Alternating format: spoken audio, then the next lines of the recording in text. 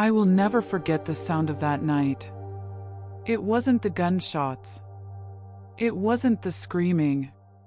It was the silence that came after, when the prince's men stood frozen, their weapons still raised, staring at what was left on the ground. A girl. Barefoot. Dirty dress. Face pale as chalk. And yet, in that silence, everyone knew she had just won. I was there. I saw the whole thing with my own eyes. That's why I have to tell it. Kindly click the notification bell, like, and subscribe to our channel while we take you on this epic journey. Thanks. Her name was Ada. She was maybe 19 or 20. Nobody really knew her age, because nobody cared enough to ask. People just called her the orphan girl. Her parents had died when she was small. Rumors said sickness, others said bad spirits. She grew up working in people's kitchens, sweeping floors, washing clothes by hand, carrying buckets of water from the well. She never complained. She never asked for favors. But you could always see the hunger in her face. Not just the hunger for food, but something deeper. Like she wanted a life beyond the dust and the chores. She lived in a broken hut at the edge of the village. When it rained, water leaked through the roof. When the harmattan wind blew, the cold came in like a knife. But she stayed there, alone. No family. No protector. Some nights, when I walked past her hut, I'd hear her whispering to herself. Like she was talking to someone who wasn't there. The older women said she spoke with spirits. The younger ones said she was just lonely. I never knew the truth. Now, about the prince. His name was Oba. He wasn't a prince in the fairy tale sense. He didn't wear gold crowns or ride white horses. He was the son of a powerful billionaire who controlled half the businesses in the city: oil, construction, real estate, even politics. Everyone called him the prince because money made him untouchable, like royalty. He was young, maybe 25. Tall, always dressed in clean white clothes that never seemed to get dirty, even in the dust. He drove cars nobody else in the whole state had ever seen before, black glass, engines that roared like thunder. And wherever he went, 10 or 15 armed men followed him. People feared him. Not because of what he said, but because of what happened when you crossed him. Shops burned. People vanished. Stories went around, but nobody said them too loudly. The prince had everything. Money. Power. Women. But one night, out of nowhere, he came to the village and announced he wanted to marry the poor orphan girl. Ada. I was there that evening. I was sitting outside my mother's compound when the prince's convoy arrived. Cars lined the road, engines humming. Dust covered the air as men jumped out with guns. The whole village froze. Nobody moved. Nobody even breathed. Then the prince stepped out. White caftan, gold wristwatch shining like fire under the sun. He didn't look left or right. He just walked straight to Ada's hut. We all followed, keeping our distance. She came out barefoot, wiping her hands on her skirt. No fear on her face. Just calm, like she had been waiting for him. I want to marry you, the prince said, loud enough for everyone to hear. The village gasped. Some people laughed nervously, thinking it was a joke. Others whispered, "It's a trap." But Ada just stood there, silent. "Say yes," the prince told her. And she did. Just like that. One word. Yes. The men cheered. The engines roared again. But I swear I saw something in her eyes in that moment. Something cold. Like she wasn't surprised at all. From that day, nothing was normal. The wedding was fixed quickly. The prince said he wanted no delays. He brought tailors to sew clothes, jewelers to bring gold, even musicians to rehearse songs for the big day. The whole village turned upside down. Some people were jealous. Others were scared. But everyone agreed Ada was lucky. From rags to riches, overnight. Still, there were whispers. Old Mom Nkechi said she saw Ada walking alone at night near the river, talking to the water like it could answer back. A farmer swore he saw her bury something wrapped in white cloth near the old tree.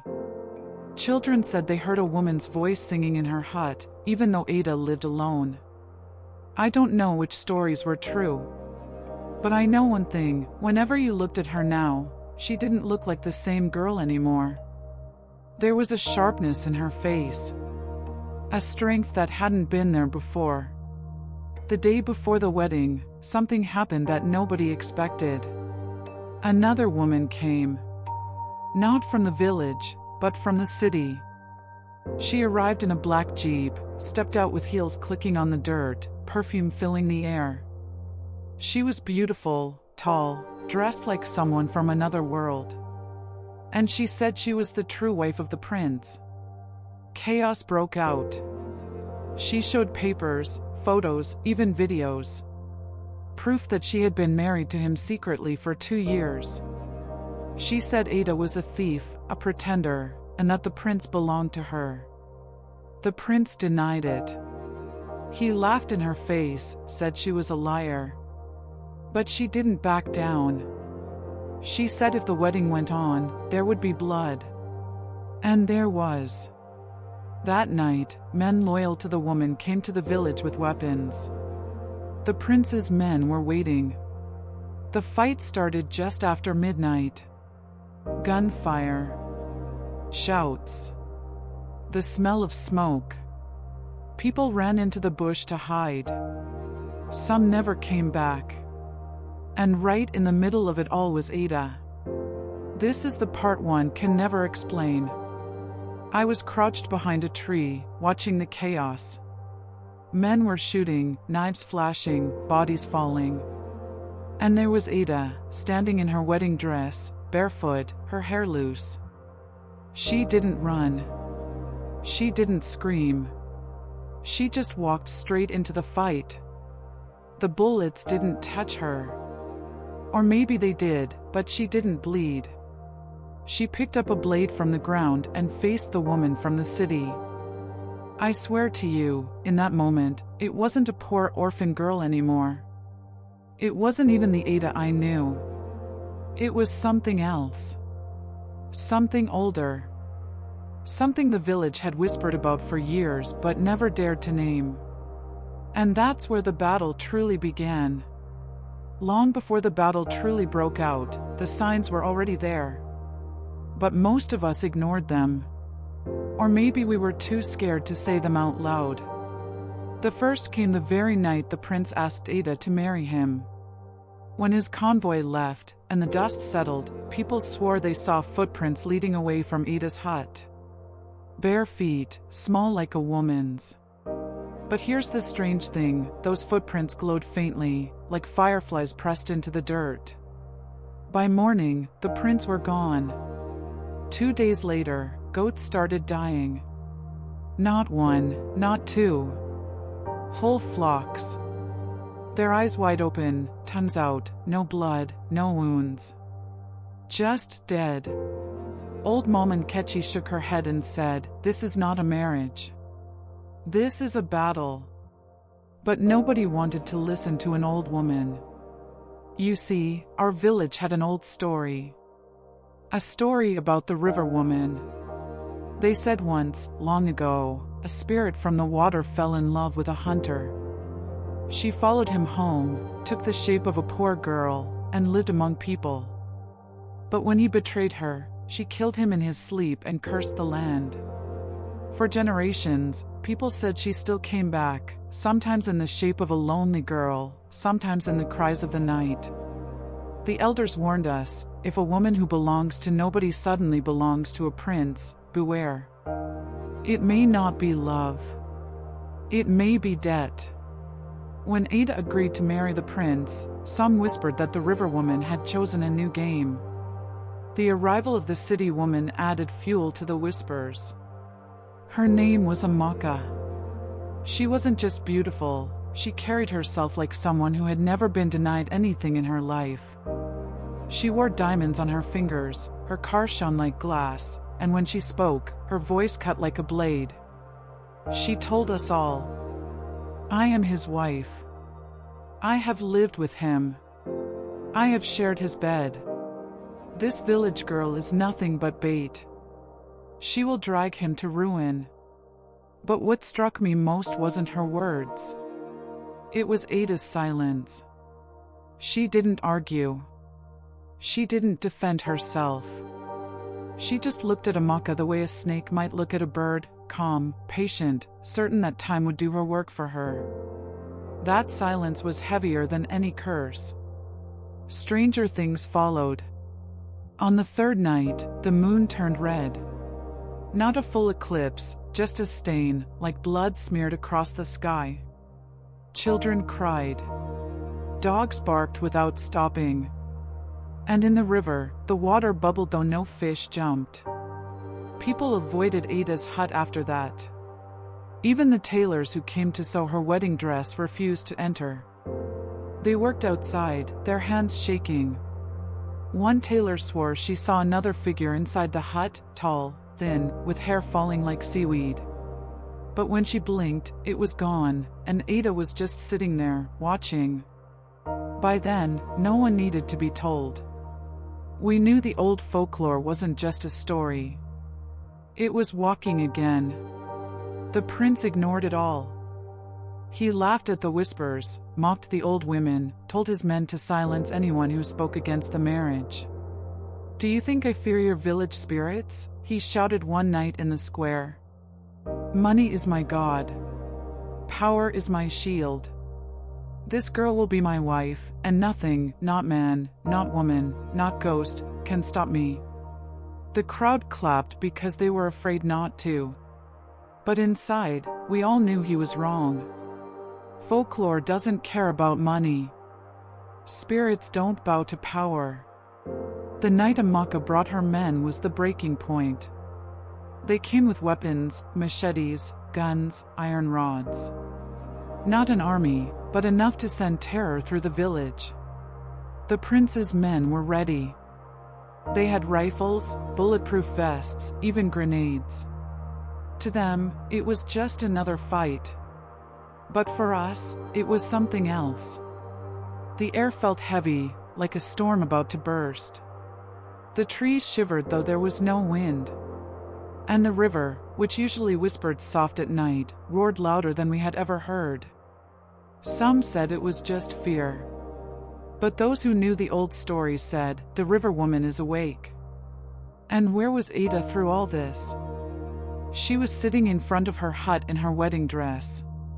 White lace, stitched by trembling hands. No makeup, no jewelry. Just bare feet pressed to the earth. Her face was calm. Too calm. Like she wasn't part of this world anymore. Children peeked from behind their mothers and said they saw her lips moving, though no sound came out.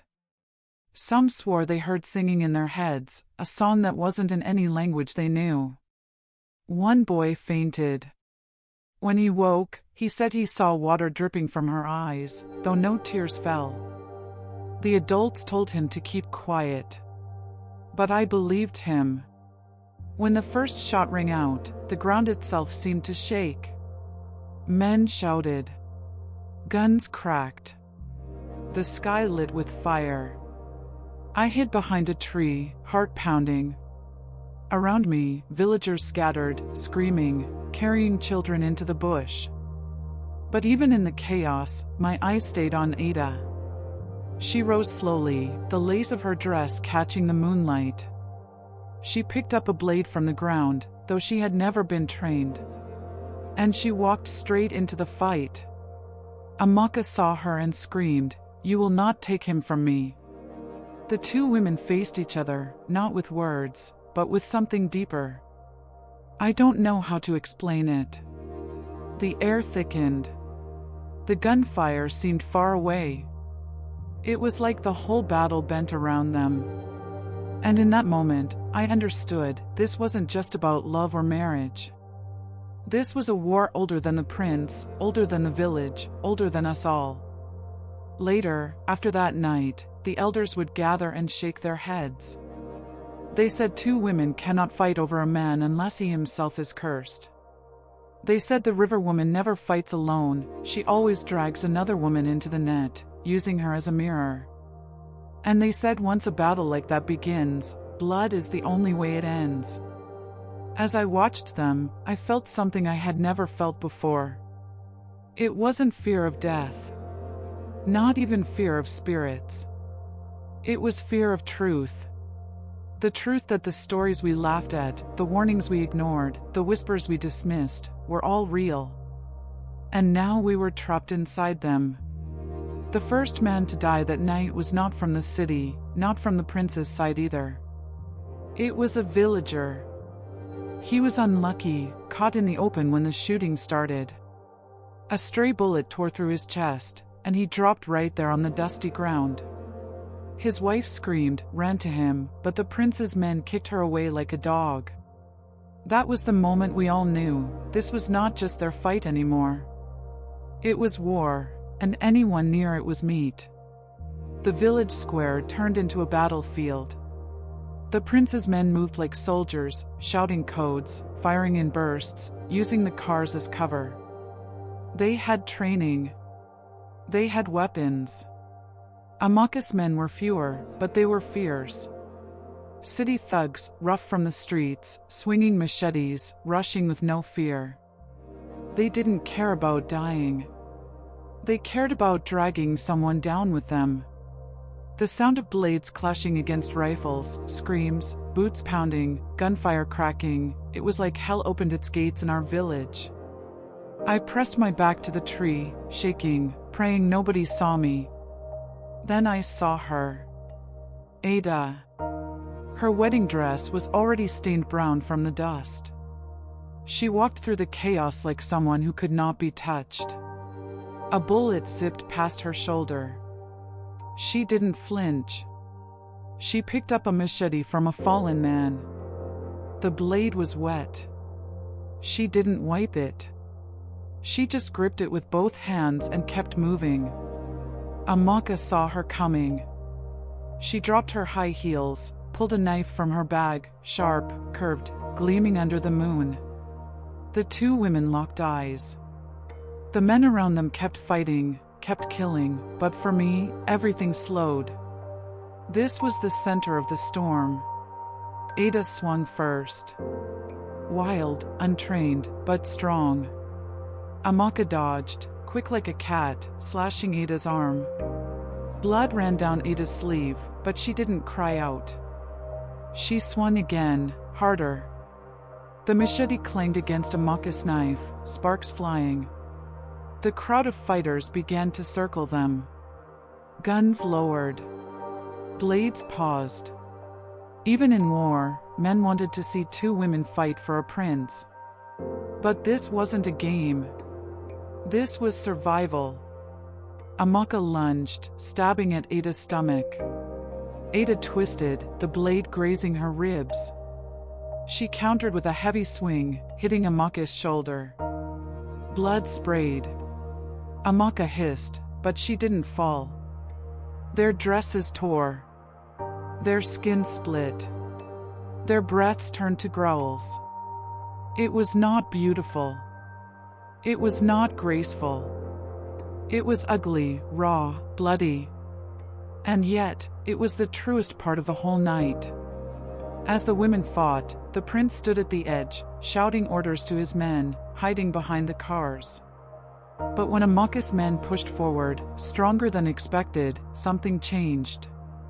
I saw the prince slip away. Not to help Ada. Not to fight. But to run. He climbed into one of his cars, engine already on, door slamming shut. He left them. He left Ada. He left his men. He left the whole village to burn. I knew then, this was never about love. It was never about marriage. It was about him using people as shields. And when the shields broke, he threw them away. The gunfire grew wild again. The men had stopped watching the fight between the women. They were killing each other without mercy. Bodies piled. Blood soaked the ground.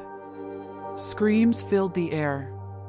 Ada and Amaka kept going, their blades slick with red. Both of them stumbling, both of them covered in wounds, but neither willing to stop. Then, it happened. Amaka swung too high, and Ada ducked low. Ada drove the machete straight into Amaka's belly. Amaka gasped. Dropped her knife. Clutched at the wound. Ada yanked the blade free, and Amaka fell to her knees. The square went silent for a moment. Even the men stopped fighting. Blood poured from Amaka's mouth as she whispered something. I couldn't hear the words, but Ada leaned close. Whatever she heard made her eyes widen. And then Amaka collapsed. Dead. You would think the fight ended there. But it didn't. Amaka's men, enraged by her death, charged all at once. Guns firing, machetes swinging, eyes burning with vengeance. Ada didn't run. She lifted the machete and screamed, a raw, human scream that tore through the night. She swung left, right, slashing whoever came close. She wasn't trained, but she fought like an animal trapped in fire. Her dress was soaked in blood, hers, theirs, I couldn't tell. But she kept standing. One man grabbed her from behind. She bit his ear off. Another swung at her head. She blocked with her arm, the blade cutting deep, but she used the pain to push forward, driving the machete into his throat. By the time the prince's men regained control, by the time the city thugs began to scatter, Ada was still on her feet. Barely breathing, but alive. And then, silence. The city men were gone. The prince's men stood shaking, faces pale, guns heavy in their hands. Bodies lay everywhere. Blood in the dust. The square smelled of iron and smoke. And Ada stood in the middle, barefoot, dress torn, skin cut open, her face streaked with blood and sweat. She looked around. Not for the prince, he was gone. Not for the villagers, we were hiding. She looked at the river. And for a long moment, I thought she would walk into it. But she didn't. She dropped the machete, fell to her knees, and wept. By morning, soldiers came from the city. Not to save us, but to cover up the mess. They burned the bodies. They cleaned the blood. They told the newspapers it was a gang clash far from here. The prince never returned. Some said he fled abroad. Some said his father hid him. Nobody knows. Amaka was buried in secret. No grave, no stone. Just dirt over her body. And Ada disappeared. Some say she died from her wounds in the bush. Others say she walked into the river and never came out. A few believe she still lives, hidden in another town, carrying scars no one can see. But me? I don't think she died. I think she became what the folklore always warned us about. Not spirit, not ghost, but something harder, a woman who survived. Now, when people ask me what I saw that night, I tell them this. It wasn't about a poor orphan marrying a billionaire prince. That was only the surface. It was about what happens when power meets desperation. When lies meet truth. When women are turned into weapons in a man's war.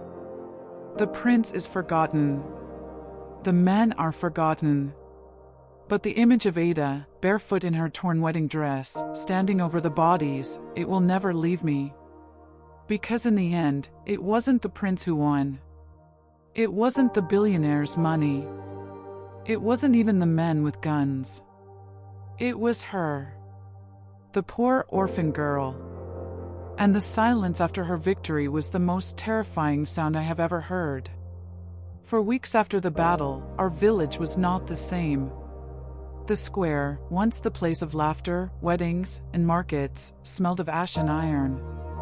Even after the soldiers cleaned it, the ground stayed dark where the blood had soaked. Goats refused to cross it. Children cried when their mothers dragged them past. Every night, the silence was louder than gunfire. No drumming. No laughter. Just silence. We buried the villagers who had died. Quiet burials, no ceremonies. No one wanted to attract attention from the prince's men or the government soldiers. The fear was heavy, like a second skin we could not remove. But Ada's body was never found.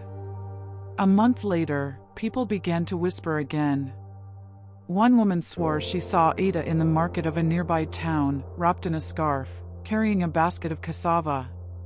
When she called her name, the woman turned, but her eyes were empty, like glass. Then she walked away, vanishing into the crowd.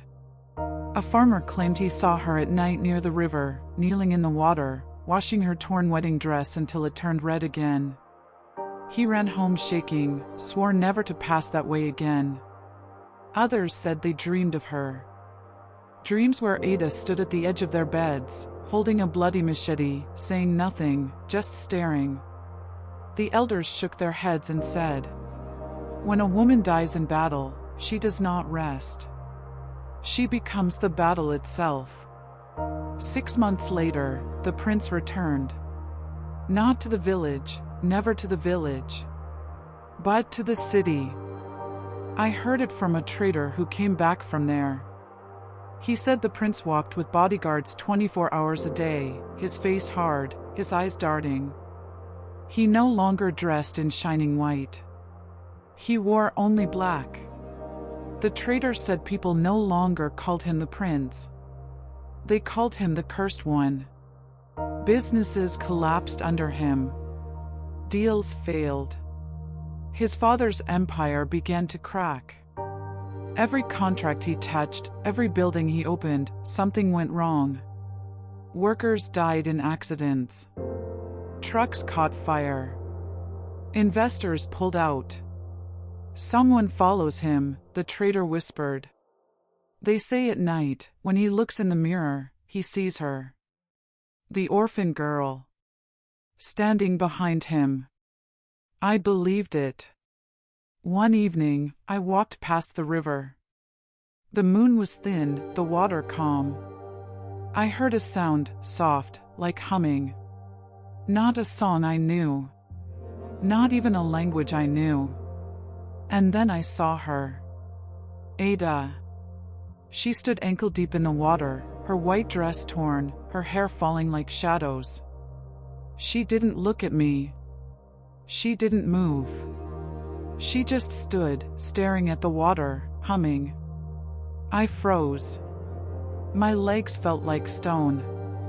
My mouth was dry. I wanted to call her name, but no sound came out. Then the water rippled, though no wind blew. Something moved under the surface. Something big. Ada bent low, whispered into the river, and the water stilled again. When I blinked, she was gone.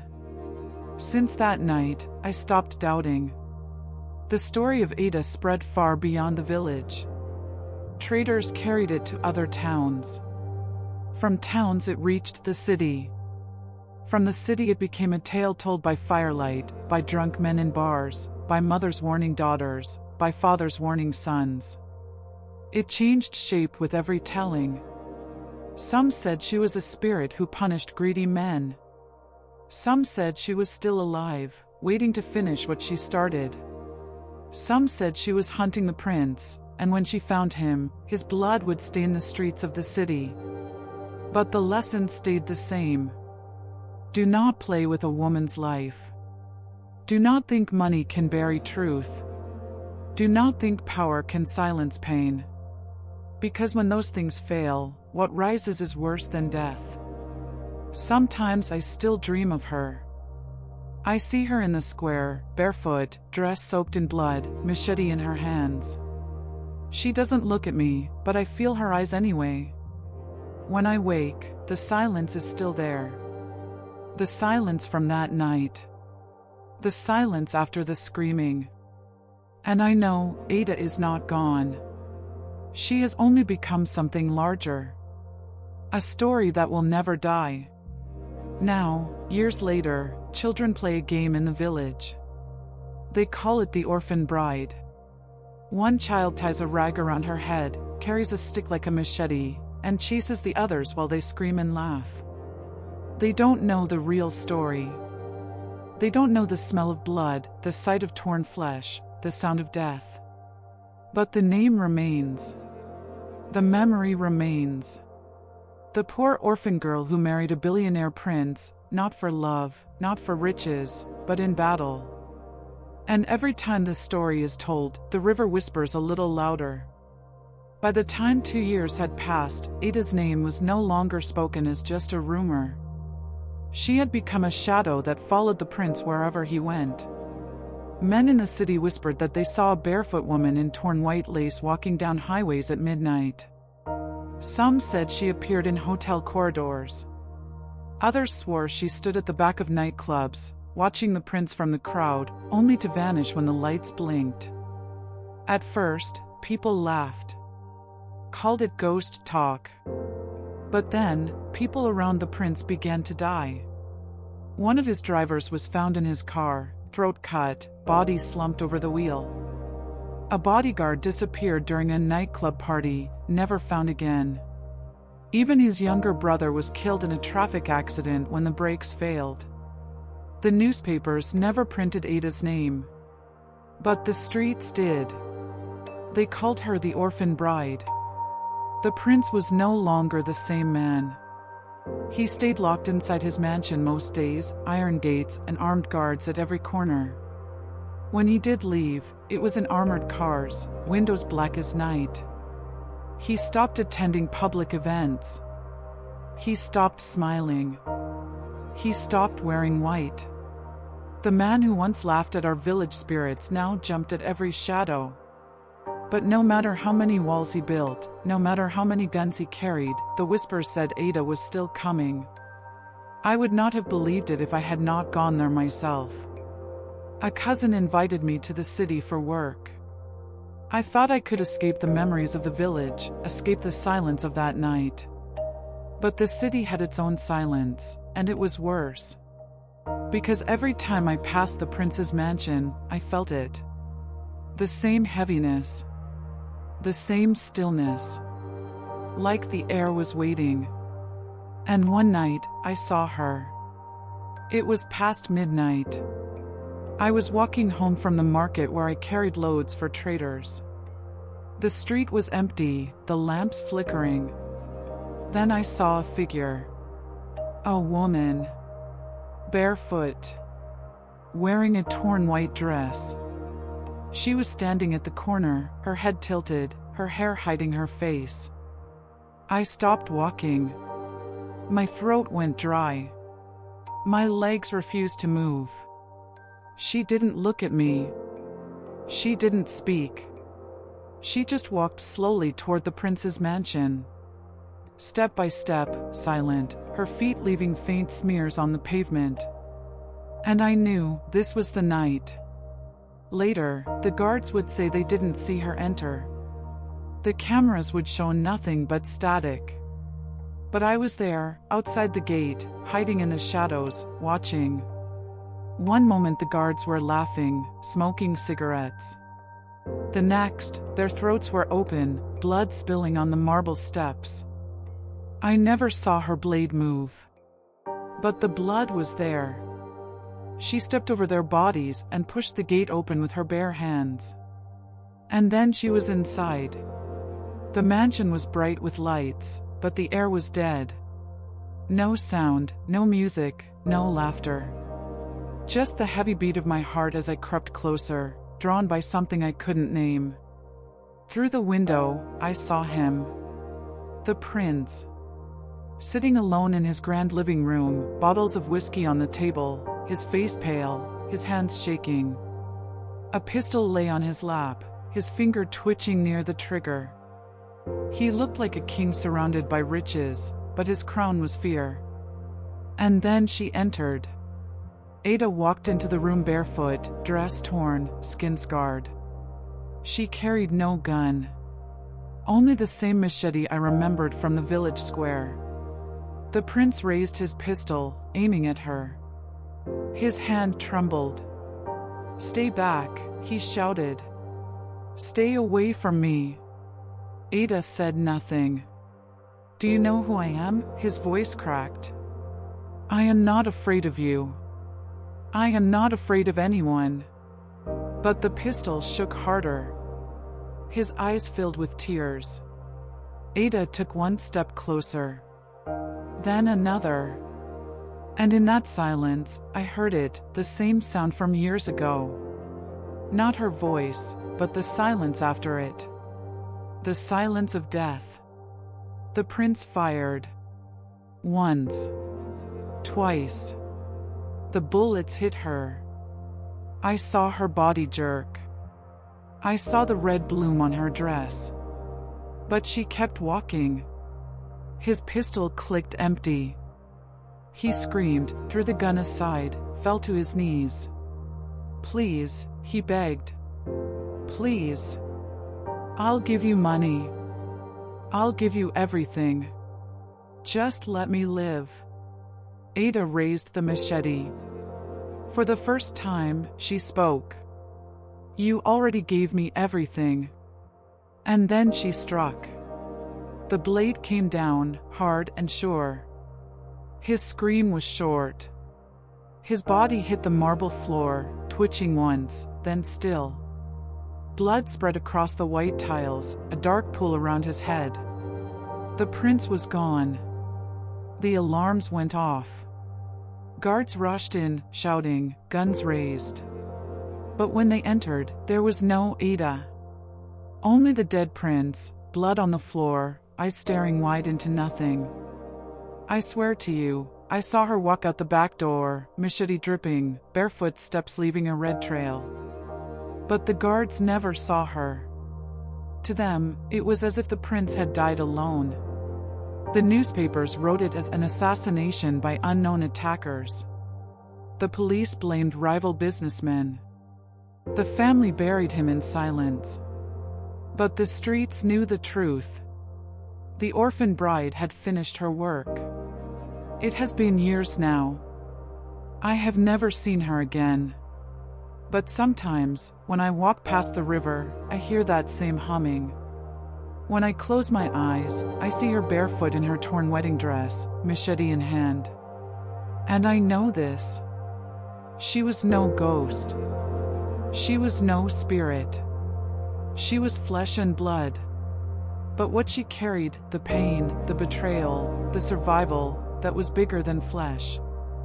That was legend. And legends do not die.